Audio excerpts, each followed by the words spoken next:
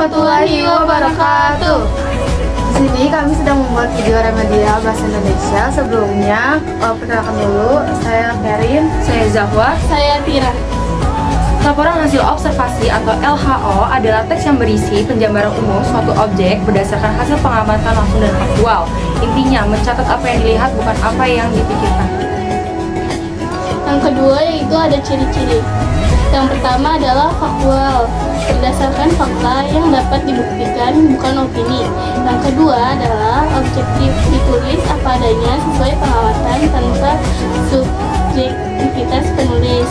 Yang ketiga lengkap, yaitu mencakup seluruh aspek objek yang diamati.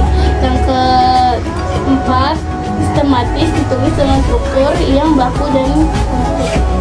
Yang ketiga adalah struktur dari LHO. Yang pertama ada pernyataan umum berisi definisi, klasifikasi atau pengantar objek secara umum. Yang kedua ada deskripsi bagian berisi perincian fisik, habitat, perilaku dan atau ciri-ciri spesifik objek secara detail. Yang ketiga ada deskripsi manfaat atau simpulan akhir atau penggunaan objek yang diamati. Yang keempat, saat menyusun LHO, sering digunakan satu kata definisi adalah merupakan, yaitu. Yang kedua adalah kata klarifikasi, terbagi menjadi di golongan sebagai terdiri atas. Yang ketiga adalah kata sinonim atau antonim. Selanjutnya ada materi dari anekdot. Di sini yang pertama ada pengertian. Teks anekdot adalah cerita singkat yang lucu, menarik, dan mengesankan. Biasanya berisi kritik atau sindiran terhadap suatu fenomena sosial, politik, atau layanan publik. Intinya adalah menawarkan untuk menyampaikan pesan penting. Yang kedua ada ciri dari anekdot, yaitu satu, lucu atau jenaka, mengandung unsur humor yang menghibur. Yang kedua, kritik atau saran, menyampaikan pesan kritik tersembunyi. Yang ketiga, tokoh nyata atau mirip, sering melibatkan tokoh terkenal atau situasi nyata.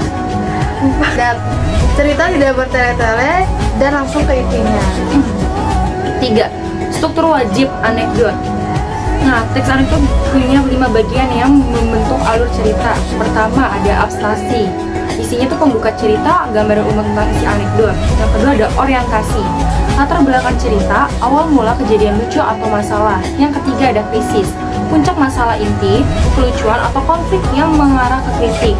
Yang keempat ada reaksi, tanggapan terhadap krisis bisa berupa solusi atau respon tokoh. Yang kelima adalah khoda, penutup cerita, sering berisi pesan moral atau kritik yang tersirat.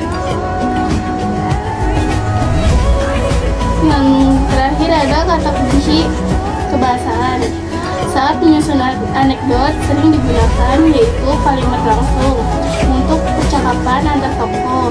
Yang kedua, konjungsi waktu, lalu kemudian suatu hari pada suatu ketika. Yang ketiga ada kata kerja aksi, yaitu bertanya, menjawab, tertawa, dan berjalan. Dan selanjutnya ada materi dari pengertian hikayat. Hikayat adalah salah satu bentuk karya sastra lama Melayu yang berisi cerita-cerita rekaan, sejarah, dongeng, atau kisah kepahlawanan. Intinya kisah lama tentang raja, dewa, pahlawan yang penuh keajaiban dan kemustahilan. 2. Ciri-ciri wajib. Hikayat memiliki ciri khas sastra lama atau sering disebut karakteristik arkais. Yang pertama tuh ada anonim, tidak diketahui secara jelas siapa nama pengarangnya. 2.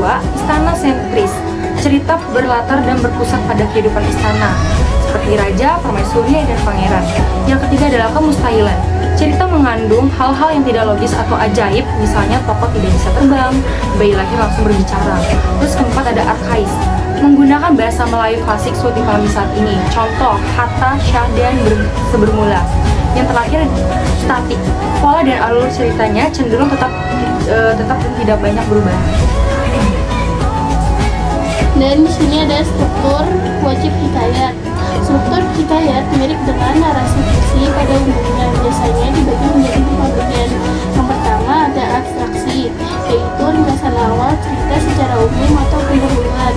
Yang kedua ada orientasi, pengenalan latar, waktu, dan tokoh yang lebih mendalam. Yang ketiga ada komplikasi, munculnya konflik atau masalah utama yang bisa dihadapi tokoh.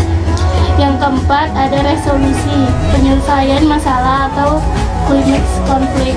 Yang terakhir ada koda, penutup atau pesan moral dari cerita. Yang terakhir ada kebahasan dari hikayat, yaitu ada kata arkais, hatta, syah, dan maka, alkisah, dan semermula. Yang kedua ada konjungsi waktu, digunakan untuk menghubungkan peristiwa secara berurutan. Yang ketiga ada kata ganti orang ketiga, menggunakan iya atau menyebut langsung nama tokoh.